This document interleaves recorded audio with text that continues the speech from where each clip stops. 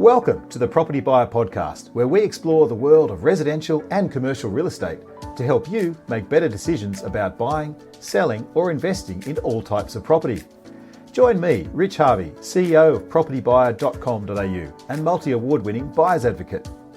Our podcast features expert interviews, market trends and insights, and practical tips for navigating the complex world of Australian real estate. Whether you're a home buyer, a seasoned property investor, commercial buyer, developer, or simply curious about the property market, our podcast is for you. Join us as we share our knowledge, strategies, and experience and help you achieve your property goals.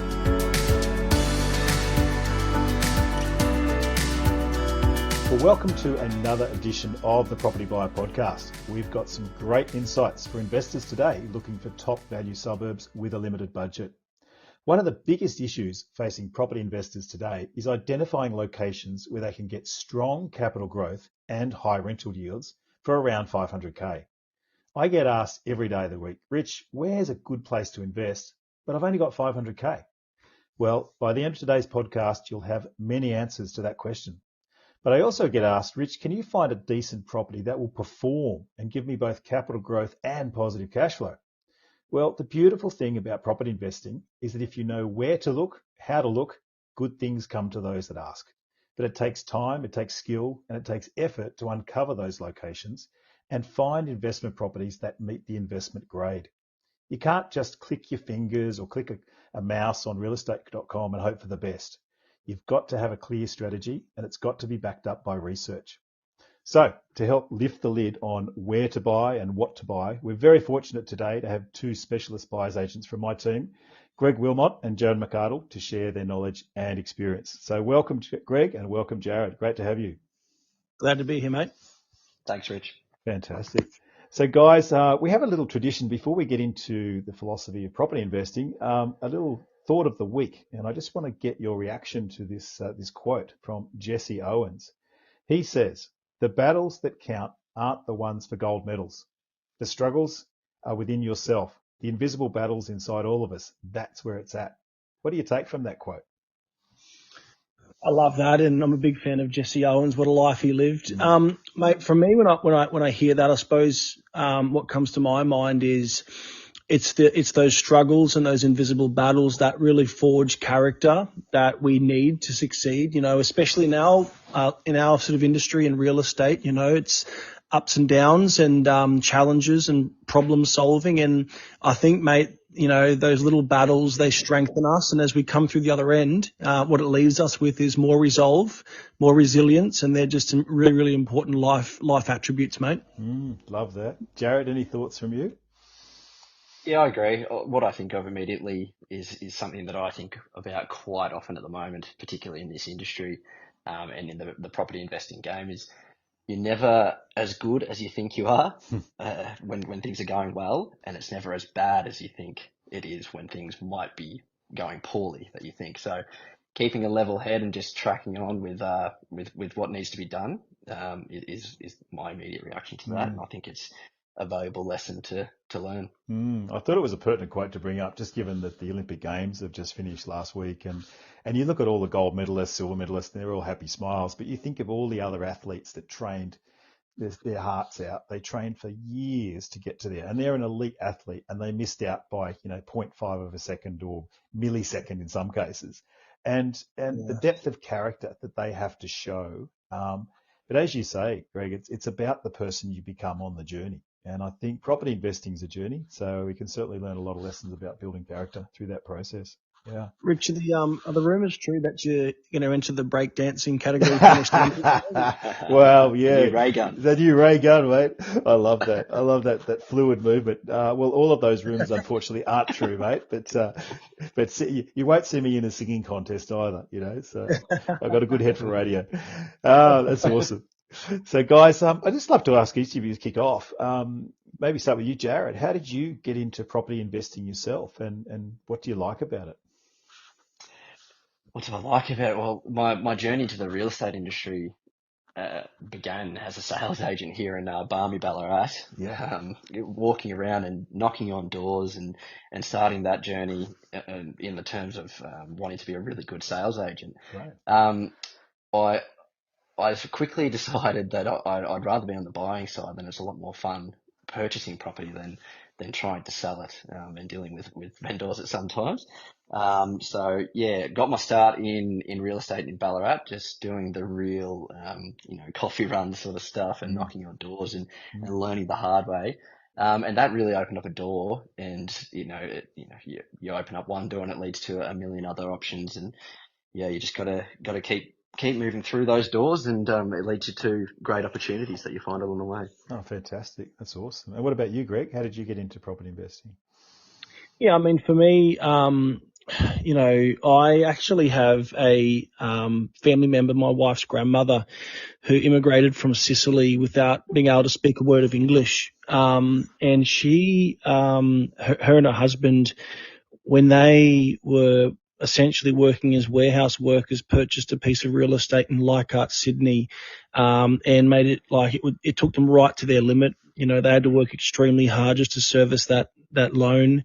And I saw firsthand when I met my wife and what that purchase meant for that family, the power of investing and at the right place at the right time, and what it can mean for, generational wealth and opportunities, as Jarrod mentioned. And so that for me, even though I was at university at the time and not in a position to invest myself, was a real eye opener. And so having seen that firsthand, I was sort of made up in my mind that, when I'm in a position to, and obviously starting small with, lower end purchases, I wanted to get into this space. And, I followed suit, and my wife and I, we bought a little property in the Sunshine Coast, just before the hospitals were built, and we saw that perform really well. And obviously we've gone from there and I suppose scaled somewhat. But for me, Rich, it's really just having seen firsthand what good decision making can do in terms of creating generational wealth and options for your generation and future generations. And I really wanted to follow suit. That's fantastic, mate. I loved that story about the meaningfulness of creating intergenerational wealth, and we'll touch upon that perhaps later on. But yeah, I'm actually just about to release my next market update on the 1st of September, talking about that exact topic. The question is buying your first home a good investment? Is that the bedrock to building wealth? Because there are some people that say, oh, you're going to go broke buying your own home. But in fact, that's not true. In fact, buying your first home, whether it's a home or investment property, it's going to depend on your personal situation. There's not a one size fits all kind of scenario. So Absolutely. yeah. Guys, tell me, each of you, what's your sort of read on the current state of the property market? Do you think now is a good time to invest in sort of mid 2024? Do you want me to jump in there, Jarrod? Yeah, go for it. Yeah, I mean, the markets that we this Rich, the markets that Jarrod and I purchase in for our clients, for the property buyer clients out there, the reality is that stock is extremely lean, extremely light, very hard to find good off-market assets. So it's definitely a challenging market, but for the same reasons that it's challenging, there's opportunity, because when you're able to, through, relationships with real estate agents and so forth, find those diamonds in the rough, because the market is so tight, it propels and accelerates, the performance of those assets. So my read of the market, whether it be in the Eastern Seaboard where we purchase or in areas in the Western Seaboard, is it's not easy to buy well at the moment, but if you can, you'll do very, very well. And I think that's where leaning on relationships with agents and stakeholders in the industry gives us an advantage that we hope property buyer clients can enjoy. Fantastic. Yeah, really good points. Jarrod, what's your read on the market at the moment? Do you think it's a good time to invest? Well, yeah, I think all we have to do is look at a few examples of clients that have purchased with us, late 2023, early 2024, in some of these really good suburbs in, say, Townsville or Bunbury. Look, we were going through a few of our results earlier this week, and a 4x2 in some target suburbs in Townsville have already grown in 9 months by over $100,000. So it really depends where you're buying, how you're buying, and what your process is. Because if you're someone who's just looking on realestate.com, trying to compete with 30 other offers in a market where there is absolutely no stock, you have no chance of uncovering these gems, as Greg just mentioned. So that's where the strength of having established relationships like we do, providing us off-market opportunities that ideally no one else is looking at, and getting them for exclusive a period of time for 24 to 48 hours. That's where the gold is. So you might be someone like myself living in Ballarat and looking at the local market where it's quite slow and think, oh, maybe it's not so good to invest right now because my actual market where I am is not moving so fast. But we know that there's a lot of markets out there that are just at the absolute peak, and there's actually some new markets that we're looking in terms of Victoria and sometimes even Adelaide and Tasmania that are starting to heat up. You make two really good points I just want to pick up on there. And firstly, you just mentioned that someone that purchased a year ago has made $100,000 increase. And how long does it take to save $100,000, guys? Like an average wage earner, it takes 5 years or 10 years to save up that sort of money. But one asset, it's amazing the power of property, right? And the second thing you talk about is your network. And I actually just did a little post the other day saying that your network determines your net worth. In other words, your ability to have the connections to the right people that can guide you, advisors, buyers agents, etc., are the ones that will uncover those gems to actually increase your network over time. Yeah, absolutely. It's a good one. 100%. So, guys, tell me, Greg, start with you. What do you think are the key factors you need to consider when you're picking a location for an investment property? Yeah, mate.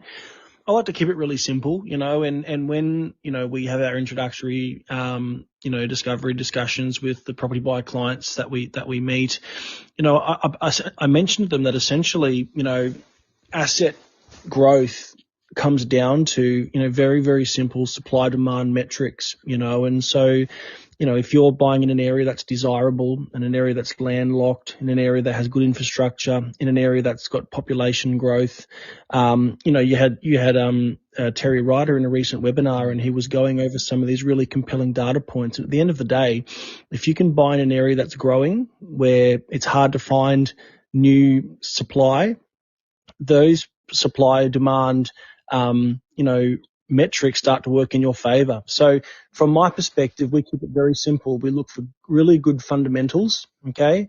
And then once you have the fundamentals right and we have confidence in the actual area, then the asset vehicle, like the actual property itself, will perform well. And obviously, again, just hearkening back to the way in which we present a property to a client, we start with the area, having confidence in the area. Do you believe in the fundamentals based on the evidence and the data that we are seeing here? When that answer is yes, only then can we start actually looking at the property itself. And then it comes down to block size, configuration, how appealing would a particular property be for tenants? And so as you begin to work through those high level, data points through to the actual property itself, as you tick those boxes, only at that point do we deem something investment grade. Okay, so we keep it very simple. We look at the relationship between population growth and supply in an area, and then obviously what we love about Terry Ryder reports is he spends a lot of time talking about the economy. What's the representation across industry? That's really important as well, having a robust economy. So we cover all of those elements. But once we believe in the area, we then go find a great property, and we believe it'll perform well for clients. Fantastic. No, well-rounded. I really like your approach. And Jarrod, what's your thoughts on the pros and cons of investing in a regional area versus investing in a major city, a metro area? What are your thoughts on that? I think the data does actually support, particularly since COVID, that regional growth is on track and sometimes outperforms capital city growth. I don't have the data on me at the moment to back that up, but we are seeing so much more investment grade opportunities with growth potential in these regional epicenters, I guess.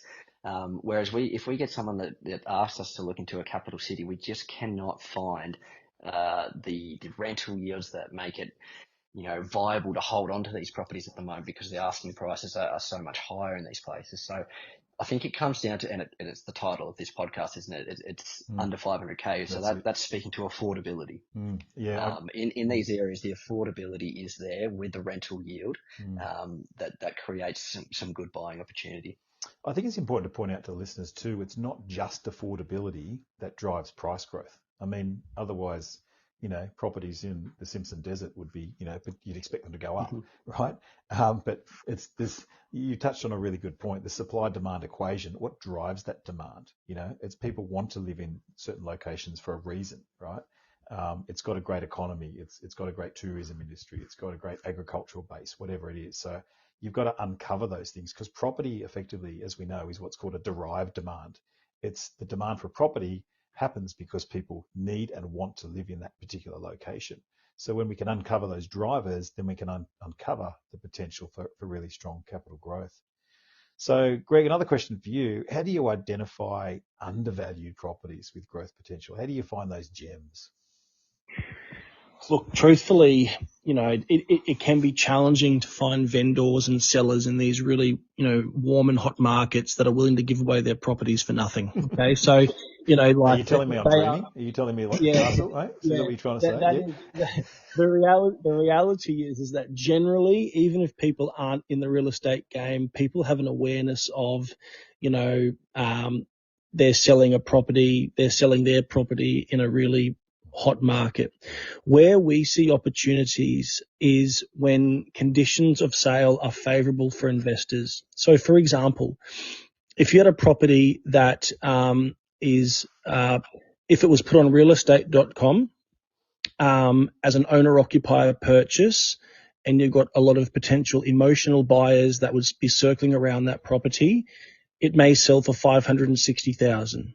But agents come to us because there's 4 months remaining on a lease, and so therefore it's no longer viable for an owner-occupier. So that rules out that buyer pool. Or there might be some personal circumstances that the sellers are required to sell really quickly. So we're always looking for factors surrounding a sale that give us an opportunity to be competitive, even in a hot market. And so, the agents that we work with, they contact us because obviously they know that we can pivot quickly and take advantage of those opportunities. And so I suppose my word of encouragement to your listeners out there is that even if you want to buy in a market that people know is growing, it is possible. You can still get good prices. You just need to be able to take advantage of sometimes factors surrounding a sale that give you an opportunity. Fantastic. I think it's important to also have a great sense of realism. A lot of people come to us and expect us to be magicians and going, Rich, you're buyer's agents. You can get it $100,000 on the market value, can't you? And it's like, yes, we can find good quality deals, but no one's going to give away their property. Why would any vendor want to sell their property for $100,000 less? Anyone who's been on the other side of the equation, you want to maximize the absolute price. But as you say, there are certain conditions, and it might be they've committed to another sale. It might be a divorce case. It could be, some other form of financial distress. And not that you act as a vulture, but you just make a good offer and hope it gets accepted. But at the same time, if you're an investor, when you come across a quality property, my advice to people is, why wouldn't you buy it? Don't just wait for the bargain, because there could be a problem with the bargain property. I'd be always happy to buy fair market value in a great quality location than trying to find a bargain in an average location. Does that make sense? That's true. Oh, yeah. 100%. Yep. So maybe, Jarrod, a question for you around finance. How can investors typically finance investment properties when we're looking at this lower budget of $500K? Are there any particular tips that they need to have, or any structures they need to have around financing? Well, I'm probably not the one to ask. Well, maybe I'll ask you this question a different way. Maybe are there any blacklisted areas? Like some banks, are a bit, guarded, or they'll have a lower loan to value ratio. Do you find in any of the areas that you're buying that there's been any problems with any of the investors you've had buying in these areas with their funding? No, we haven't had really many issues at all pop up in the areas that we are currently buying in. No. That's good, yeah. Well, I think there are some, just on that, Rich, and I think it's a great question, and Jarrod's absolutely right. The areas that we're buying in do have strong fundamentals, and they've also got strong comparables, so like we rarely have issues with valuations as well, because there's so many recent sales that support a particular purchase price. Some of the anomalies that we've come across that are worthwhile for your listeners to listen to pick up on is, you know, for example, there was an opportunity we had a couple of weeks ago where there was a Telstra pole that was like 50 meters away from a property, and, you know, maybe investors wouldn't know, but, you know, that's a red flag for some banks. And so sometimes there is infrastructure surrounding an area or a particular property that can be problematic. And if you don't have that awareness and you jump forward on a property because you think it's a great deal, you may get a nasty surprise, you know. And so just little things like that, infrastructure that can be challenging, is good to be aware of as well, mate. Yeah. Excellent. So just tell me briefly, I'm going to get into some areas in a minute, but actually maybe we save that for the areas, but are there any particular risks for this sort of budget? Like when you're looking at 500 or under, are there any kind of risks that you need to mitigate against in particular? The ones that would pop into my head straight away, Greg, I'll take the lead on this one, is in the more affordable areas. It's more common to have a spattering sometimes of housing commission, for example. When we're doing our due diligence process, checking properties viability, we don't want to be directly across or right next to some housing commission properties, just because in terms of resale value down the track, it's just going to be a factor that's going to lead someone to go somewhere else potentially. Yep. The other thing that I would say is in a few other areas, such as Townsville, Mackay, there are, you know, elements of, you know, natural disasters and flood risk. Now, we do our best to check everything, and we make sure that we've got all the resources on hand to steer well clear of those things. Yeah, exactly. That was going to be my point in case you didn't mention it. You know, we get asked, even just buying around Brisbane, you know, aren't all the properties flood affected? No, you know, a very, very small percentage are, but that's part of your due diligence process, is to uncover those particular risks and make sure that the clients, we don't buy, obviously, in a major flood zone or in areas that's going to be majorly affected. Yeah. We really appreciate you tuning in to the Property Buyer Podcast, and I hope that you're finding our expert interviews helpful. So that we can keep providing this information and growing our audience, we rely on word of mouth recommendations. If you found this information useful, could I please ask you to share this podcast with your friends, family and colleagues, and ask them to subscribe to the Property Buyer Podcast. It would be a big help, and we'd be very grateful for your support. Thanks once again for sharing the links. And now let's get back to the podcast.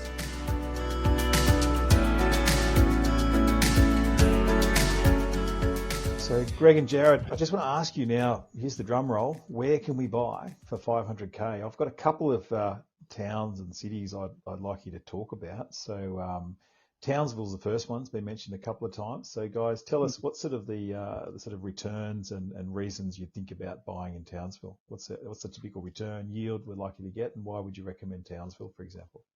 Well, mate, we love Townsville because, like, the fundamentals are just so compelling. You know, page 4 of Terry Ryder's hotspot report depicts very clearly how aggressive the population forecasts are for the area. I think in his report he's got 2021, the population was 192,800, and then by 2035, it's forecasted to be 360,000. Now, if you contrast that with the population growth forecasts of other areas, that's among the more aggressive. And what we know, Rich, is the building approval numbers just don't go close to matching that growth. Yep. Okay, so it's fundamental. With respect to Townsville, the big piece of it is the population growth, both southern and northern migration, as well as organic internal migration. The other thing as well that we love about Townsville specifically, Rich, is that the economy is quite robust and quite diverse. When we look at the breakdown of employment by industry, we don't see any sort of transient, short-term, boom and bust type industries. We see health, social assistance, construction. We see industries that are ongoing. They're safe. And so we love the population growth picture. We love the robust economy, and we love the fact that you can buy good land size as well. Okay, we know that land really appreciates in value in Australia historically, and for that $500,000 price point in Townsville, you can certainly buy a healthy piece of land and a nice asset. So that's how I'd sort of summarise Townsville. Fantastic. Cool. Okay, who wants to take the lead on Mackay? Is our next one. What's the pros and cons of Mackay, guys? I can jump into Mackay there, Greg. The number one thing we love about Mackay is the massive household income on average. It's much higher than everywhere else. So we're getting a lot higher rental returns and rental yields. So that really helps with servicing. And quite often we're putting in our first time investors into Mackay just because that first purchase into a portfolio really needs to have a nice strong cash flow that can help you then springboard onto the next purchase. So that would be the number one most attractive thing into the Mackay market. The other thing would just be the lifestyle factors that are in Mackay. Not too dissimilar to Townsville and most of Queensland in general, but it is a beautiful town. And what I would say is the third factor is we really nail down our purchasing into really three main suburbs that have all of the factors that Greg outlined in an earlier question. So we only go for landlocked suburbs in Mackay.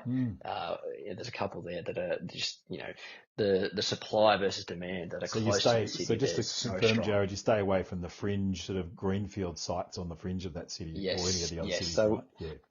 Yeah, we don't want to be buying in a brand new estate, for example. So if something was just built last year and there's 300 new dwellings being built around the street, around the corner, that is going to interrupt the supply versus demand ratio. So it's going to stagnate your growth long term. So as I said, we want elevated areas so there's no flood risk and landlocked so there's no extra supply coming in. What sort of price would you be paying for a house in Townsville, like an investment grade house? What sort of numbers? Can you just run some numbers past me? Well, a couple of your very own clients, property buyer clients, just recently, as an example, Rich picked up a property for $462,500, currently being rented for $550. So extremely strong rental yields. That's a low set brick property on a generous 804 square block. So, and again, in one of those three suburbs that we buy in, so there's an example of how much house and land you can get in those areas and the rental yields being so strong. And that was a 3-bedroom low set brick for sort of recent 4-bedroom builds. We are looking into the early to mid 500,000s. But again, what we see for those 4-bedroom larger builds in those key suburbs is, rental incomes in the realm of mid 600s. So that yield still sits well above 6%. And can't reiterate that point Jarrod made enough. There is the yields in Mackay are abnormally high. And that's certainly one of the features that we love about Mackay for sure. That's excellent. No, great to see you getting some 6%ers. That's fantastic. And who wants to tackle Rockhampton? Greg, do you want to have a go at that one, or Joe? Yeah, like very similar story for Rockhampton. Again, there's actually 4 main suburbs that we pinpoint in Rockhampton for many of the same reasons that were highlighted with Mackay.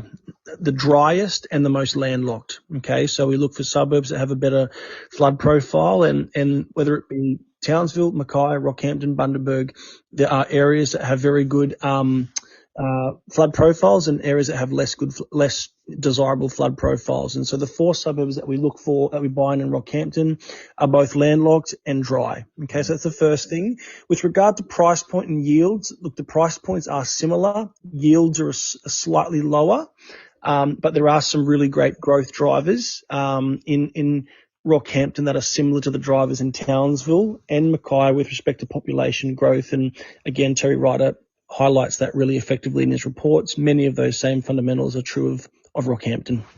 Fantastic. And just give me some numbers in Rocky. What are you paying for a house? What sort of return can you possibly expect to get there? Yep.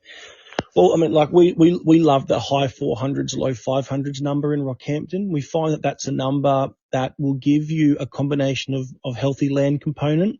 You're spending enough to get a property that's not falling apart, that's low set brick or recently built in the last sort of 10 to 15 years, and is generating that close to 6% number. Okay, so we don't like going too high.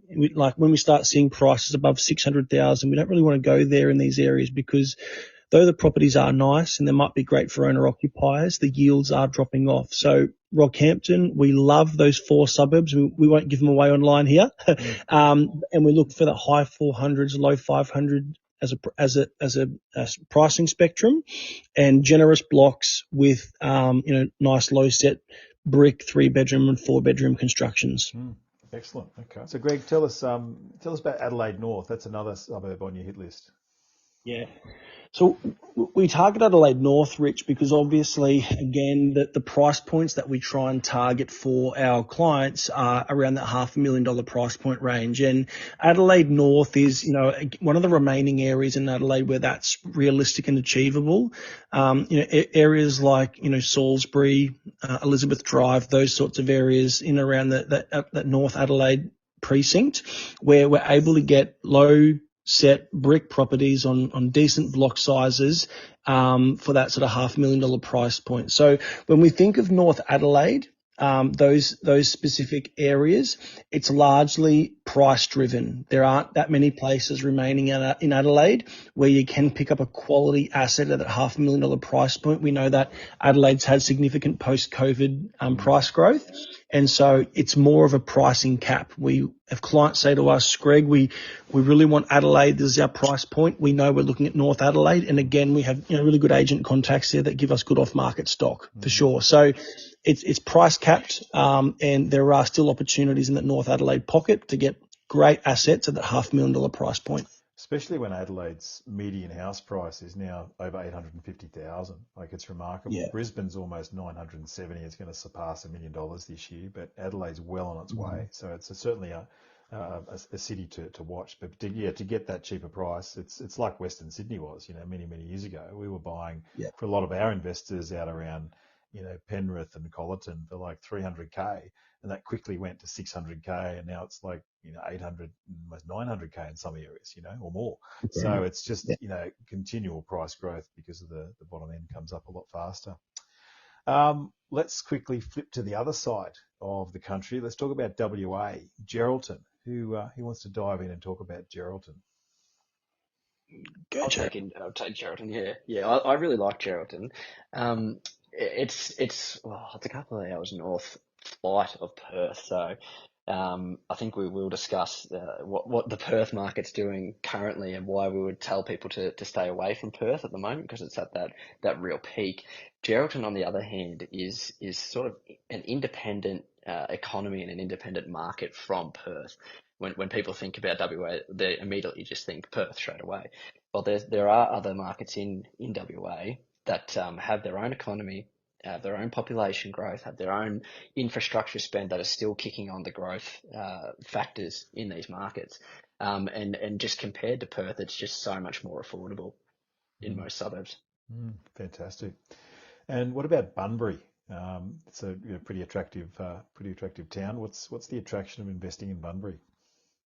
Yeah, Bunbury, we're doing a lot of purchasing in Bunbury at the moment for clients. It's got that sort of dual, it's got a lot working for it. It's the lifestyle factor. So being, close to the coast. So there's a real lifestyle, narrative with respect to the desirability of Bunbury. But there's also, again, the price growth in Perth, which we're finding is pushing price points pushing price points up as you move out. So we've seen Rockingham and Mandurah as you move south really go up a lot. Bunbury as well is a beneficiary of that. Again, I keep on referring back to the interview you did with Terry Ryder. He did a great job in articulating some of the fundamental drivers in Bunbury. Again, we've got strong population growth, a really resilient and robust economy. And again, those fundamental drivers, as well as being a real lifestyle location as well. It's a really potent combination, Greg, when you've got lifestyle and economy working together. I mean, there's a number of areas around Australia that have got that, but to have a really attractive coastal city where people enjoy living and working, not just working, to have waterways and beautiful beaches nearby, that's hugely attractive. It is massively attractive. And, I suppose nationwide, the work from home culture and technology that allows for that has really benefited many of these locations that aren't central to a city. In Bunbury, I've spoken to a lot of agents that have spoken of, how much activity there's been in Bunbury and how work from home technology has really impacted that area specifically. If you think about someone that has to previously had to go into a Perth office, 5 days a week, living in an area like Bunbury is just not viable. But, all of a sudden now it's once or twice a week and then you work from home. All of a sudden there's a whole new pool of people that are happy and want to live in Bunbury, and it's viable because of their work arrangements, and it wasn't previously the case, So that's another factor. And last one in WA, what about Mandurah? It's often been talked about, the transport connections and the distance from Perth, but what's attractive about Mandurah for investors? Can I piggyback off that, Greg? Yeah, you want to jump in? You want me to go, mate? You go. Yeah, so Mandurah again, post-COVID, Rich, as we've seen that pricing surge in Perth, even areas like Rockingham started to sort of go beyond the typical sort of that $400,000 to $600,000 price point investment sweet spot. And so Mandurah became the area where there was that unique blend of access to Perth through the Mitchell Highway upgrades and rail upgrades, as you've mentioned, but also it's still sitting in that sweet spot, that sort of $400,000 to $600,000 sweet spot where the yields are nice and strong. Okay, so what's Mandurah got going for it? Well, it's got access to Perth. It's got access to a coast. It's got a price point that allows for nice, healthy land component, recent builds. So, we're not having to deal in fibro or high sets, and the yields are still nice and strong. Okay. And so, as we start going further north from Mandurah, Rich, that just does not become a possibility, So we love Mandurah for those reasons, and we've seen tremendous growth in Mandurah. Clients that were buying there mid last year are in a great position now because of, those growth drivers, ensuring that it's performed as well as it has. Fantastic. Excellent. So, Jarrod, I'll throw to you now for these last two that I want to talk about. So not too far from the city of Melbourne is Geelong. Tell us about why you'd recommend any investor thinking about the Geelong region. Well, other than the obvious reason of they're home to the mighty Geelong Cats, which are probably the most one-eyed supporter ever. Come on. And a great, the a great will take redevelopment. Day of the week, mate. Seriously. Oh, mate, the Swannies are stumbling at the most important time. So Geelong has got a massive mix of really attractive lifestyle reasons down there. It's obviously built right on the water, and it's the gateway to the surf coast all the way down along the Great Ocean Road there, which is a massive tourist attraction, should I say. It's incredibly close to Melbourne. A lot of people commute there, and post-COVID, as Greg mentioned, a lot of people are finding it that they don't have to live in the city centre of Melbourne, which not everyone really enjoys. So they can move to places like Geelong or Ballarat in regional Victoria, and that's really pushed on the markets there immediately after COVID. Now, they did cool off in the last 18 to 24 months, but we are now seeing some good indications that these two markets are ready to go. So Geelong, for example, obviously has a massive economy. They're sitting currently around about 300,000 people in terms of population. It's predicted to jump to just shy of 400,000 by 2041. So massive growth anticipated there, big economy, lifestyle factors, tourism, and of course the best club in the land. All right, and tell us about your hometown too, Ballarat. It's often was talked about with a lot of other property gurus in the past, but is there any gold still to be found there? Not really. I hear they put fake gold in the streams of Sovereign Hill here. But tell us about the property gold, mate. The property gold is what you're after. Yeah. As I said very early on in the podcast, it has been flat here for 18 months to 24 months, but we're starting to see it pick up. And just speaking to a lot of the agents here, they're starting to see investors move in. Now, what you've got to contend with is slightly lower rental yields currently. But they're anticipated to pick up, and it is starting in Ballarat. Yeah, so instead of getting your 5.5 to 6% that you might get in Mackay, currently a good yield would be 4.5 to 5. So it's not a death sentence in terms of serviceability, but it is slightly lower at the moment. Yeah.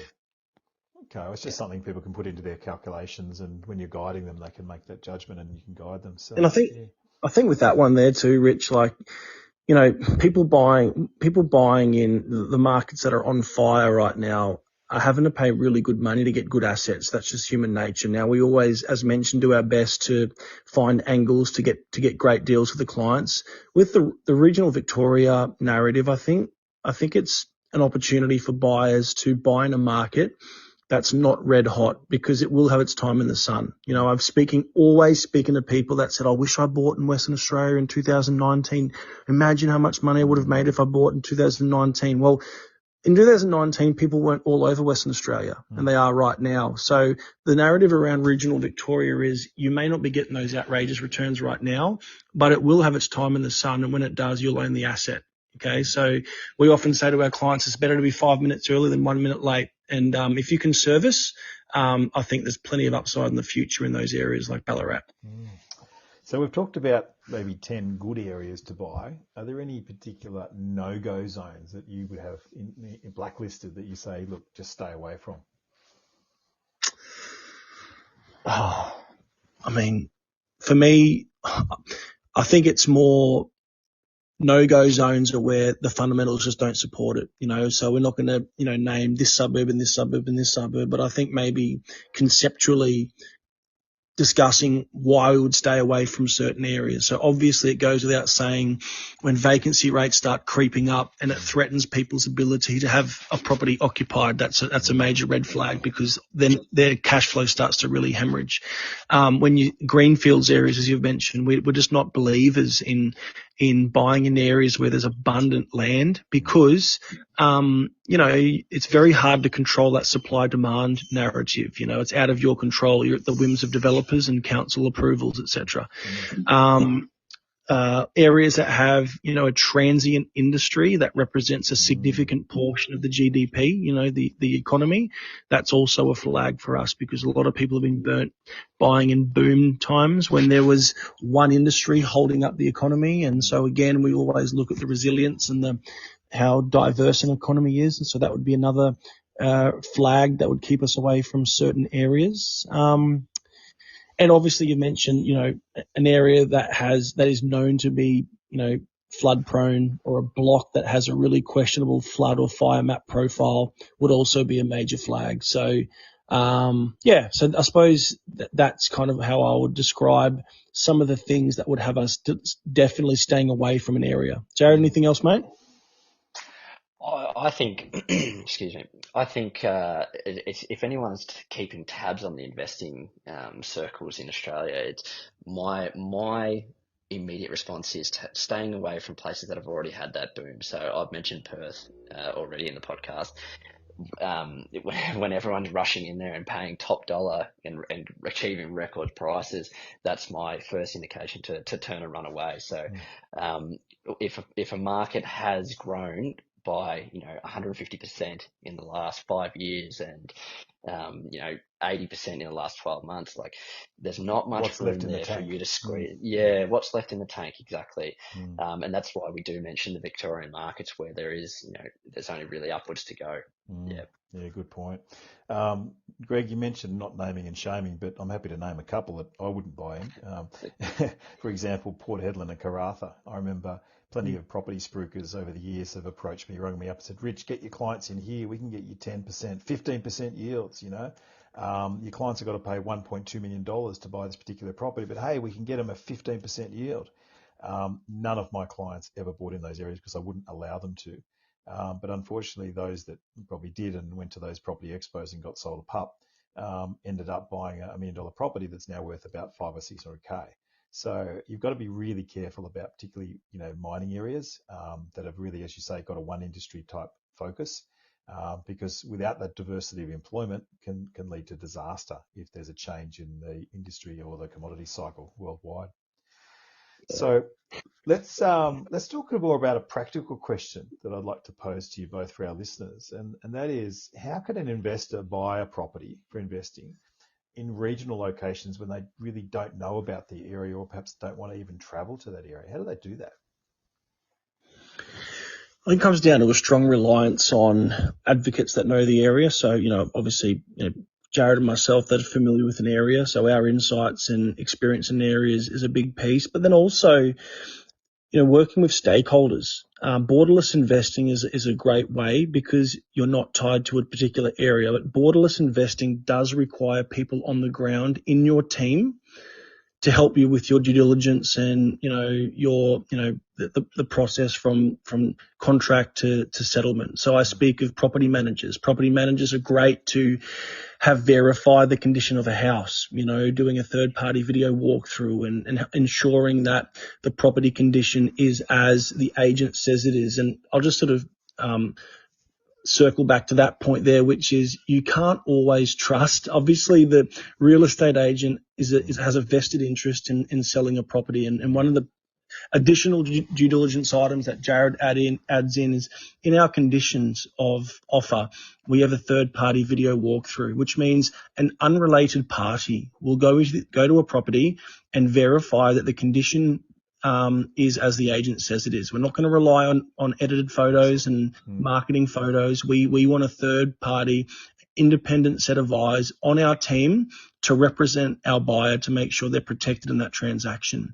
So that borderless investing is the greatest way, in my view, to create wealth, but you do need a team and you do need stakeholders that have those contacts. And so I suppose that's probably the major, answer to the most pressing answer to your question. Yeah, well, that's a really good one. And maybe just to unpack that a bit further, Greg, is there any other things that you do? I was going to ask you just in summary, what is your due diligence process? We've talked about uncovering these opportunities through your network of agents, and you visited these areas, you've been on the ground in these areas to find a property. But then when you found one, just run us very briefly just through the due diligence process. Yep. So I'll go through like the data tools we use, and then Jarrod will go through like the way we formulate a summary to give to the client. So obviously we have our team on the ground. So property managers, agents, third party stakeholders that work with us to verify the condition of a house, and they can get out there quickly, and that's all wonderful, as I've just mentioned. But then we have, a range of data tools that we refer to. So the hotspot reports, Terry Ryder reports, we use microburbs. Microburbs is a great tool which basically shows very clearly how proximal meaningful infrastructure is to a particular property. So we can type in any address in the country and be like, okay, we have a supermarket this far away, schools this far away, chemists this far away. And so it helps us assess the desirability of any property to a particular tenant. Obviously, we'll then use vacancy rate tools to assess how tight the vacancy is, because the scariest word in real estate is vacancy, obviously, so that's another due diligence item that we'll cover off. We then use RP data. We'll do an overhead search of ownership. Again, we try and make sure that there's not too much by way of PTY limited, industrial ownership in close proximity. Same is true of Department of Housing ownership. We know that does have a moderating impact on long-term growth. And so that's an additional due diligence piece that we add in as well. And so we literally walk the buyer through all of those analytics tools. So we'll have a Zoom call. We'll go through the hotspot report. We'll do the microburbs overview. We'll look at infrastructure in close proximity, vacancy rates, RP data, and obviously we also send a detailed summary. And so I think Jarrod will jump in now and just talk about what we include in that summary. Yeah, well, you did a pretty good job of covering a lot of that just there, Greg. So the other extra ones we chuck in there is, we want to make sure that we're going to have a strong cash flow. So we're going to do a cash flow analysis of the property, and that's based off, the purchase price, what your loan product is, what the current rent is, what that rent appraisal could jump to when that lease is up. So that's a really vital tool that's going to pass, because it's investing. We want to know the financial side of it. We want to know that the numbers work out. So that forms a part of it. Another thing that people forget in certain markets is the insurance quotes are going to be totally different from somewhere in Bunbury in WA, where an average insurance quote for 12 months is going to be $700 to $800.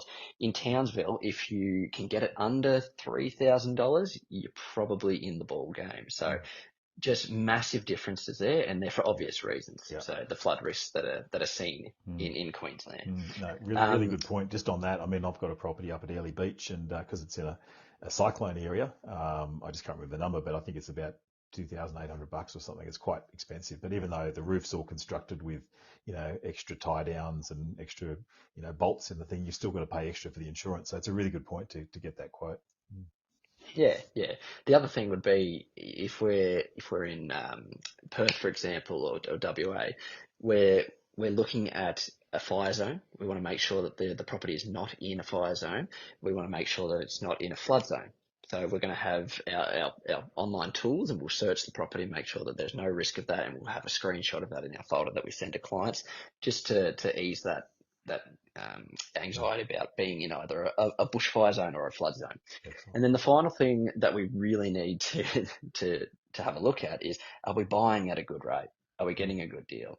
Or are we buying at least at market value? So the worst thing to do in your portfolio is to overpay for a piece of property. That's going to set you back quite a while in your journey. So what we need to do is break down the comparable sales and make sure that we're actually stacking up to a good deal. So we need to be looking at least 3 other properties, ideally 5, that have sold in the last 3 months, that have a very comparable land size, have a comparable configuration, so 4-bedroom, 2-bathroom, double garage, the same or similar build date. So Greg and Jarrod, just tell us about, we've talked a bit about infrastructure. How important do you think that is in choosing an investment location? And what results have you seen from picking areas that have got really strong infrastructure growth? Mate, it's absolutely critical because obviously infrastructure is a great predictor of population growth. That infrastructure is typically being done in areas where there is forecasted population growth. So that's the first piece. It's the sign of a growing area, growing economy, a growing town. The other reason infrastructure is important is I think it has a protective impact. So, for example, when vacancy rates are 1% or less than 1%, pretty much everything's being occupied, because there's just not enough supply out there. But what happens when vacancy rates increase and normalize to 3% and beyond? It's going to be the locations and the properties that have access to meaningful infrastructure. Okay. I think that buying properties with meaningful infrastructure has a clear protective impact on your asset to keep it occupied when vacancy rates will inevitably normalize. We know that vacancy rates is cyclical. It's not always going to be 1%. It will go up. It will go down. But one thing is always true. When you have a property that's close to meaningful infrastructure, people want to live there. And there's, that chance of it being unoccupied and vacant certainly diminishes when you have that infrastructure nearby. Yep, absolutely. It's just like, I couldn't agree more. Guys, I've got a couple more questions for you, and then I can let you off the hook to relax and get a drink. We often get asked, for investors, should I buy a new property or an existing property? What's your takeaway on that? Yeah, look, I think it all starts with, and I wanted to make this point earlier on, is property investing should actually be called suburb investing. So we need to be looking at these areas before actually looking at the actual dwelling that you're going to Couldn't purchase. agree more with you. Absolutely. Yep. So that's why we mentioned that we only buy in certain pockets of certain markets that, have the factors that are conducive to growth. After that, we look at, okay, well, what does that suburb actually offer in terms of a dwelling?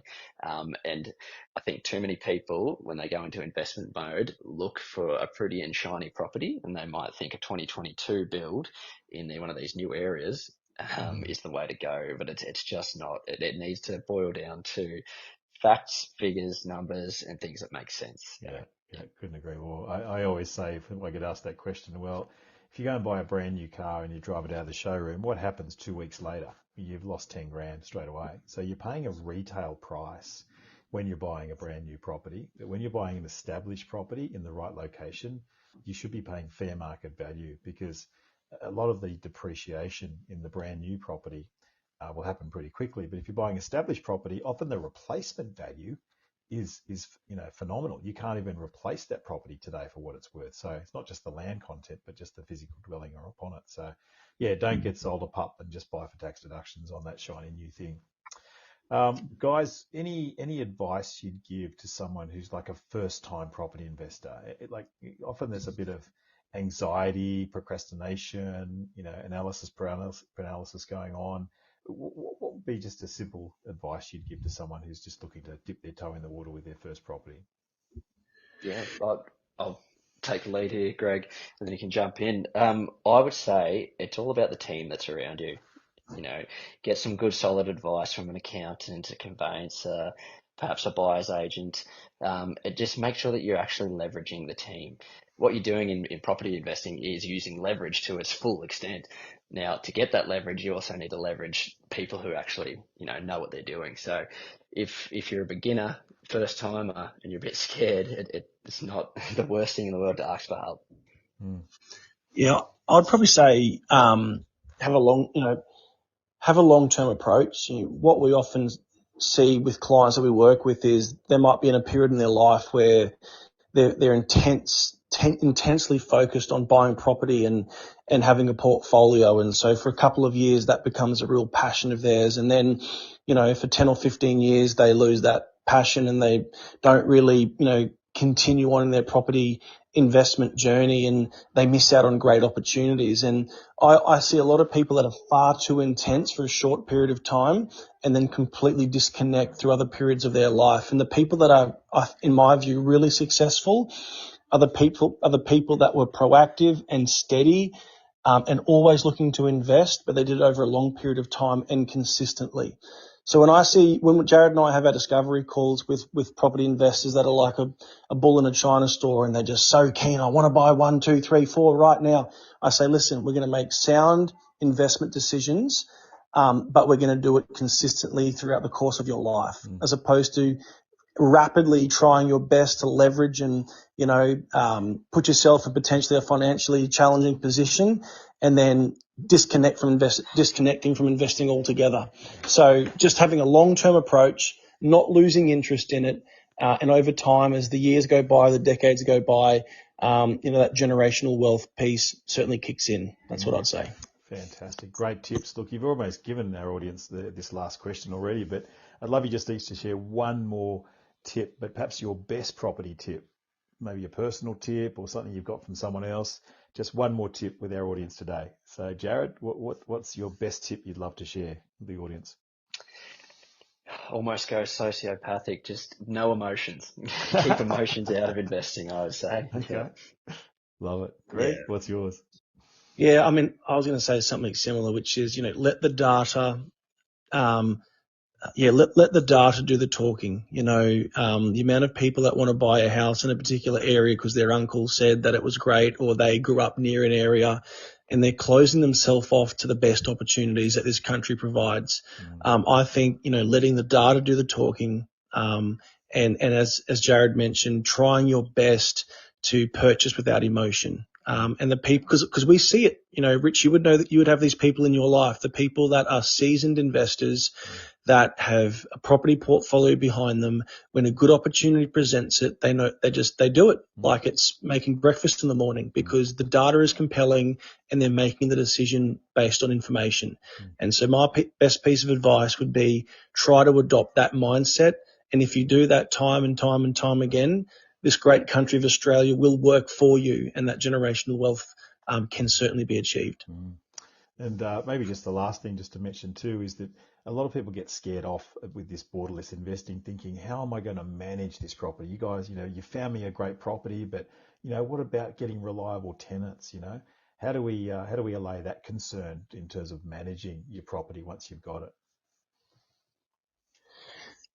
Early introduction to great property managers. A big part of the service that we provide, Rich, as is we're well connected with multiple property investors in each of these markets. And so it's really important for us that not only do they buy a great property and get under contract with a great property, but they feel well supported by property managers that keep them informed and, support them throughout the life of that asset, So again, it comes back to having that team, and our role as buyers advocates and the property buyer team is to introduce your clients to those property managers so they do feel well supported throughout their entire journey.